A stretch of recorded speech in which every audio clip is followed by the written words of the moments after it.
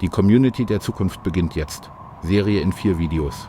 Kapitel 6 Content Revolution. Altes Web, neue Pfade. Anstatt mich aktiv auf die Suche nach Menschen zu begeben, möchte ich, dass sie den Weg zu mir finden. Durch hochwertig produzierte Videos lade ich zum Diskurs ein und strebe danach, in der Community Resonanz zu erzeugen. Kommunikation ist ein Resonanzphänomen, nicht nur das bloße Senden und Empfangen von Informationen. Mein Ziel ist es nicht nur, außergewöhnliche Inhalte sowohl in Deutsch als auch in Englisch anzubieten, sondern auch mich selbst stetig weiterzuentwickeln. Diese Reise der Selbstverbesserung und Selbstkultivierung treibt mich an, sowohl in meinen kreativen Fähigkeiten als auch in der Auswahl der Themen, die ich behandle. Dabei werde ich mit Vorliebe weniger auf YouTube repräsentierte Themen beleuchten, die mir am Herzen liegen, und ich bin gespannt darauf, mit Hilfe filmischer Techniken und KI tiefgründige Geschichten zu kreieren. Die Zusammenarbeit mit anderen YouTubern könnte deren und meine Projekte auf ein neues Level heben, das wir allein nicht erreichen könnten. Vielleicht treffen sich diese YouTuber und ihre treue Fangemeinde eines Tages an physischen Orten.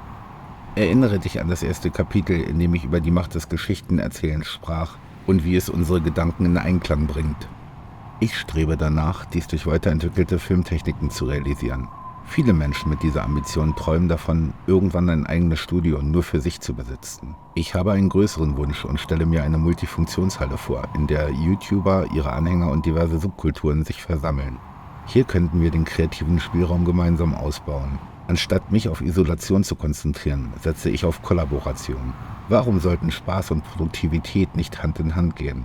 Wenn Arbeit und Freizeit harmonisch verschmelzen, wird der Gedanke an eine Work-Life-Balance obsolet. Eine Multifunktionshalle, wie sie mir vorschwebt, könnte, ausreichende Nachfrage vorausgesetzt, als Vorlage oder Prototyp für Treffpunkte weltweit dienen. Sie könnte Cluster und Thinktanks beherbergen, alle vernetzt durch eine zentrale App, speziell entwickelt mit einer Kalenderfunktion zur Koordination von gemeinschaftlichen Treffen und Events im globalen Netzwerk. Du könntest einwenden, dass meine Videos nicht ausreichend massentauglich sind, die nötige Reichweite zu generieren, um eine solche Vision zu finanzieren. Ich würde dir nicht widersprechen. Gelänge es mir jedoch, 162 YouTuber mit jeweils Millionen von Followern von meiner Idee zu überzeugen, würde es schon ganz anders aussehen. Die daraus resultierenden Synergien könnten enorm sein. Für mich sind die wirklichen Hebel unserer Zeit Resonanzpunkte. Immerhin könnten YouTuber durch das Netzwerk enorm profitieren. Mehr Kreativität, schnellere Produktion, neue Kooperationschancen und eine tiefere Bindung zum Publikum. Ein solch großes, aktives und loyales Kollektiv kann die Anziehungskraft von Projekten und Unterprojekten beträchtlich steigern. Stelle dir YouTuber vor, die Rezepte aus den Blue Zones, Regionen, in denen Menschen besonders lange aktiv und gesund leben, ihre Gerichte und Kochkünste in der Küche einer Multifunktionshalle präsentieren. Zeitlich versetzt nutzen Skater, Kampfsportler, Gamer, Künstler und Wissenschaftler den Raum für ihre Events und profitieren vom guten Essen. Solche Aktivitäten ziehen Sponsoren an und eignen sich hervorragend für spätere YouTube-Inhalte. Moderne Technologien könnten das Erlebnis erweitern. Auch wenn physisches Reisen unverzichtbar bleibt, könnten VR-Brillen helfen, die Umwelt zu schützen, indem sie Reisen für kleinere, aber notwendige Aktivitäten ersetzen. Sie könnten Clusters untereinander enger verknüpfen und sogar KI-Avatare in Treffen einbinden. Physisches Reisen sollte für bedeutsame Begegnungen reserviert sein. Der Fokus auf gemeinsame Reisen könnte Charteranbieter als Sponsoren anziehen und sie zu speziellen Angeboten für Gruppenreisen inspirieren. Falls all diese Maßnahmen nicht genügen, um diese Ziele innerhalb einer Generation zu erreichen, bedenke: Nur 160 Menschen sind nötig, um eine überlebensfähige Population zu bilden. Autopoiesis oder Selbstorganisation ist nicht nur auf zellulärer Ebene relevant. Ich sehe mich zwar schon auf feuchtfröhlichen Partys mit einem trockenen Martini in der Hand, aber solange diese Begegnungsorte nur in meiner Vorstellung existieren, könnten Shirts und Schmuck mit dem Symbol, das du über diesem Kanal oder auf meiner Webseite siehst, uns dabei helfen, einander zu erkennen, falls wir uns in der physischen Welt zufällig über den Weg laufen. Wie der Titel dieses Videos es verspricht: Die Community der Zukunft beginnt jetzt. Kapitel 7 – Durch Menschen zu den Sternen. Da ich es offenbar geschafft habe, einen Funken meiner Begeisterung auf dich zu übertragen, fragst du dich vielleicht, wie du dich weiterhin, jenseits des Ansehens meiner Videos, auf die Community der Zukunft vorbereiten kannst. Persönlich betrachte ich die Zeit der Online-Coaches als nahezu abgelaufen. Zwar klingt die Vorstellung, mit einer simplen Methode alles zu erreichen, äußerst verlockend, aber seien wir ehrlich, deren Versprechungen ähneln oft den leeren Worten von Spam-Mails, nur zu einem höheren Preis.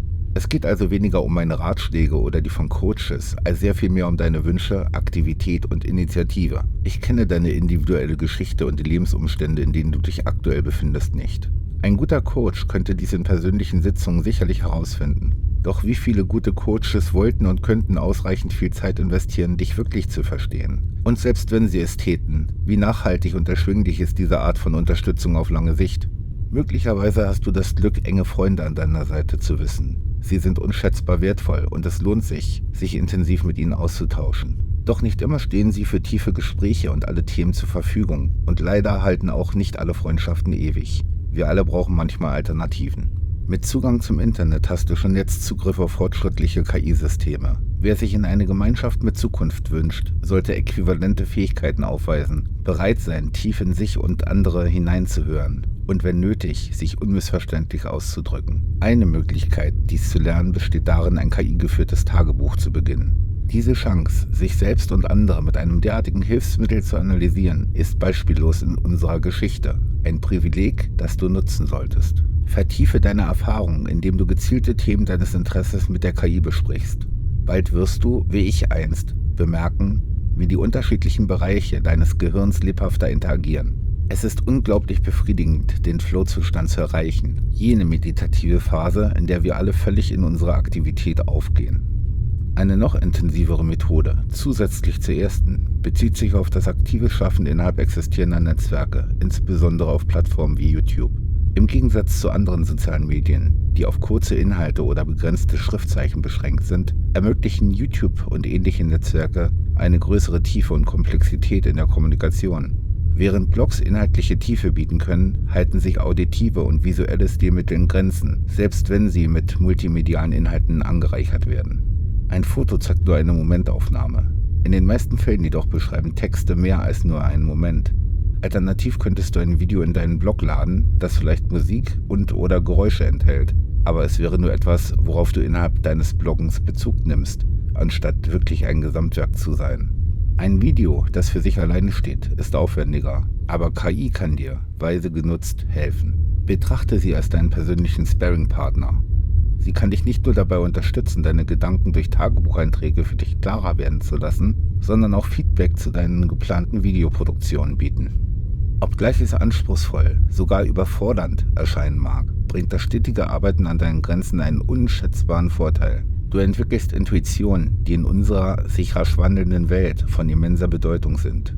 Alte Intuitionen werden obsolet, wenn sich die Umstände ändern, die zu ihrer Bildung beigetragen haben. Abgesehen davon, dass wir ohnehin dringend mehr inspirierende, tiefgründige und vor allem authentischere Beiträge auf YouTube brauchen, solltest du den demografischen Wandel der Plattform berücksichtigen.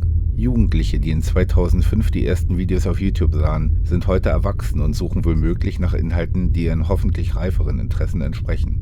Der Weg, eigene Videos zu erstellen, wäre auch eine ideale Vorbereitung auf die Zeit, in der mein vorgeschlagenes Netzwerk existiert. Inhalte, die du bereits erstellt hast, zum Beispiel Videoskripte, könnten leicht per Copy and Paste mit der KI des neuen Netzwerks geteilt werden, um dich mit geeigneten Menschen in Kontakt zu bringen. Zudem ermöglicht dir dieser Pfad weltweites Arbeiten, was dir, ausreichender Erfolg vorausgesetzt, die Möglichkeit geben würde, neue Kontakte real zu besuchen und mit ihnen zu kollaborieren, unabhängig davon, wo du und sie gerade leben. Wenn du dich für diesen Weg entscheidest, wirst du sowohl Mut als auch Humor benötigen. Denn unabhängig von unserer Beschäftigung bleiben wir soziale Wesen, die Ächtung fürchten. In meinem vorgeschlagenen Netzwerk wäre dies weniger problematisch.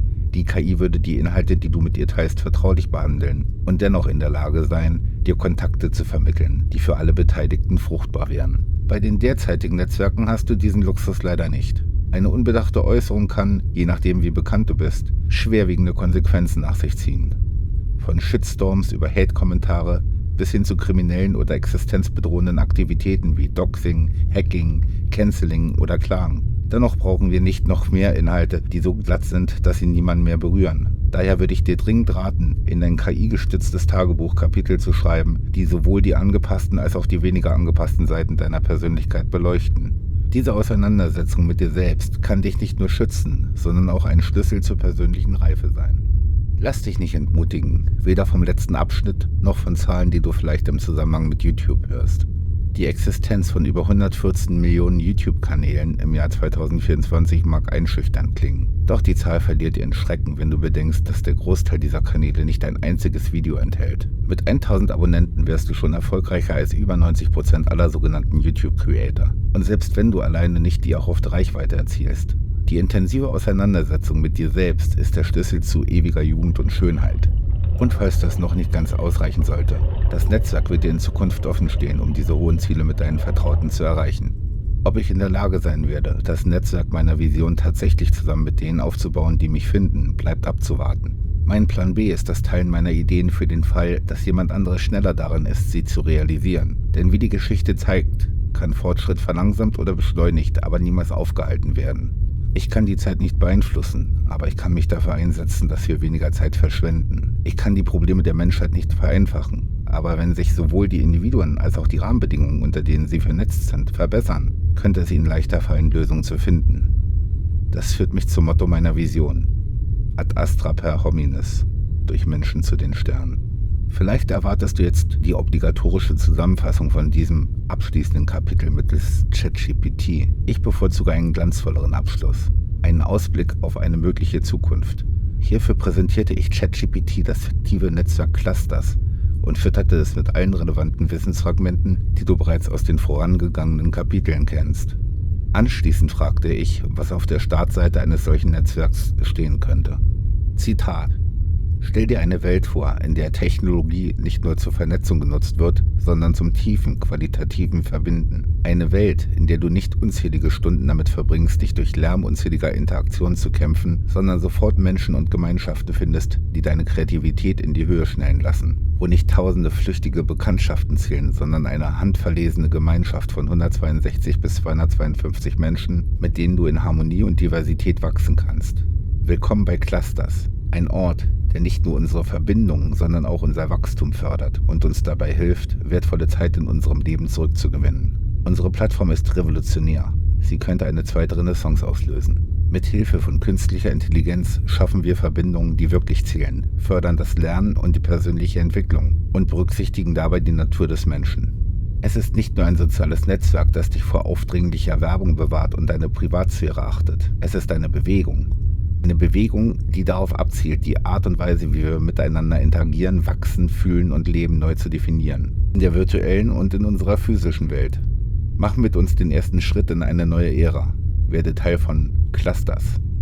Zitat Ende. Kein Epilog. Die Videoreihe ist abgeschlossen. Den anschließenden Text stellte ich einige Monate vor Beginn zu den Arbeiten am Videoskript fertig. Betrachte ihn als Bonus und Ausdruck meiner Wertschätzung, weil du komplexe Gedanken magst.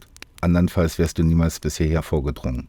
Während das Skript Rückschlüsse auf meine Weltsicht zulässt, kann dir mein Text vielleicht einen kleinen Einblick in meine Gefühlswelt oder mein damaliges Lebensgefühl vermitteln. Der Raum, den mein lyrisches Ich beschreibt, existiert übrigens tatsächlich. Es kostete mich Jahre, ihn mit der nötigen Technik auszustatten, damit Lichtszenen und Musik über meine Stimme steuerbar wurden und meine Anfragen auch verbal vom Raum beantwortet werden konnten. Es scheint eine Art Muster in meinem bisherigen Leben gewesen zu sein, auf Technik warten zu müssen. Ich hoffe nicht, dass es sich wiederholt. Fragment 1. Über kritische Eisbären. Januar 1961, Idaho Falls. Ein militärisch genutzter Siedewasserreaktor wird für einige Millisekunden überkritisch. Der Druck des stark erhitzten Wassers lässt Kleinteile des Rohrsystems wie Geschosse durch das Gebäude schnellen und katapultiert den 12 Tonnen schweren Reaktordeckel an die mehrere Meter entfernte Raumdecke. Beim Zurückfallen werden die aus den Fugen geratenen Steuerstäbe vollständig reintegriert, der Reaktor wieder geschlossen und die bevorstehende Kernschmelze so verhindert. 3 junge Soldaten, die zu diesem Zeitpunkt Wartungsarbeiten verrichten, finden den Tod. Einer von ihnen wird von einer umherfliegenden Hülse getroffen, gefehlt und an die Decke genagelt. 2 Wochen später können die leblosen Körper aus dem kontaminierten Bereich geborgen werden, enthalten jedoch so viele Metallsplitter, dass sie selbst unbekleidet noch mit 5 Sievert pro Stunde strahlen. Oktober 2012, Berlin. 300 Menschen legen bei der Einweihung des Denkmals Der Träumer rote Rosen nieder. Es handelt sich um die 140 cm hohe und 15.000 € teure Bronzestatue des kürzlich verendeten Eisbären Knut. Neben Der Träumer befinden sich zu diesem Zeitpunkt noch 2 weitere Tierplastiken im Zoologischen Garten, die von Nilpferd Knautschke und dem Gorilla-Baby Bobby. Juni 2022, mentale Ebene. Das Wort Verlies beschreibt meist Kerker, die sich in fensterlosen Kellerräumen befinden. Ursprünglich aus dem Niederländischen für Verlust, früher auch sich verlieren oder für andere unsichtbar werden. N lag auf dem Bett seines Kellers und sinnierte über kerntechnische Unfälle, Eisbär-Gedenkfeiern und Verliese. Irgendwann richtete er sich auf, als wäre er aus einer Trance erwacht. legte für einen Moment sein Tablet aus den Händen und trank den Rest seines mittlerweile erkalteten Tees. Wie viel Zeit war vergangen? Die Leuchtelemente imitierten noch immer blaues Licht und auch die Musik von Pink Floyd spielte weiterhin in einer Endlosschleife. Doch die mit Nikotin und Weihrauch angereicherte Luft war in den letzten Stunden, ohne dass es ihm aufgefallen wäre, milchiger geworden. Diffuses Tscherenko-Blau im Nebel. »Wie spät ist es?« fragte N. »Es ist 6:49 Uhr«, antwortete der Raum. N ließ seinen Oberkörper zurück auf das Bett fallen und griff erneut nach seinem Pad. Vielleicht hätten ihn die wenigen Sätze, die er in dieser Nacht zu Papier brachte, alarmieren sollen. Aber Routinen machen achtlos. Und die Routine, Nächte damit zu verbringen, die richtigen Worte zu suchen, ohne sie zu finden, hatte er in den letzten Jahren erfolgreich etabliert. Er war in eine Falle geraten, verstrickt im Labyrinth seiner eigenen Gedanken. Doch etwas hatte sich geändert. Hatte er den Ausweg, nach dem er so lange suchte, tatsächlich gefunden? N öffnete sein Tagebuch und schrieb: Es gibt viele Ebenen von Tragik. Und vielleicht sollte es irgendwann eine emotionale Richterskala geben, die Menschen hilft, ihre Erfahrungen besser einzuordnen. Kerntechnische Unfälle sind mächtig genug, mich zu erschüttern, selbst wenn mir die verwickelten Personen nicht bekannt sind und ich zum Zeitpunkt des Unfalls noch nicht gelebt habe. Persönliche Schicksale sind häufiger und können ebenso mächtig sein. Man bekommt sie nur seltener mit. Meldungen hingegen von Menschen mit Rosen an Eisbärdenkmälern scheinen geeignet, den emotionalen und geistigen Verfall einer Masse von völlig verstrahlten Menschen aufzuzeigen, die entweder nie gelebt haben oder es im Laufe der Zeit verlernten. Auch eine Tragödie, wenngleich über Umwege. N schloss sein Tagebuch und machte sich auf, den Keller zu verlassen.